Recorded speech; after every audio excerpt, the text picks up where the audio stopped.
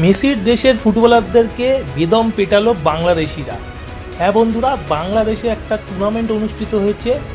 সেই টুর্নামেন্টটার নাম দেওয়া হয়েছিল লাতিন বাংলা কাপ। আর সেখানে কিন্তু আর্জেন্টিনার একটি ক্ষেপের দল, আমাদের এখানে যেমন ক্ষেপের টুর্নামেন্ট হয় ঠিক তেমনই কিন্তু ক্ষেপের একটি দল অ্যাথলেটিকো সার্লো বলে, সেই দলটি কিন্তু একটি গ্রাম থেকে এসেছিল এবং বাংলাদেশিরা এই ম্যাচটিকে কিন্তু বাংলাদেশ আর্জেন্টিনা ম্যাচ বলে প্রচার করে টিকিট বিক্রি করেছিল।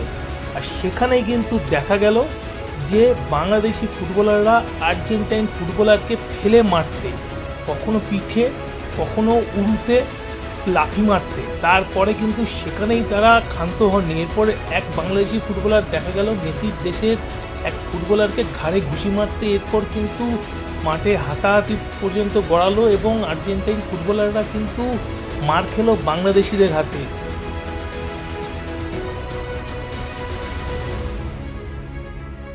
একটা দেশকে ডেকে এনে সেই দেশের উপরে এভাবে নির্মম অত্যাচার, এটা বাংলাদেশ দেখেই সম্ভব।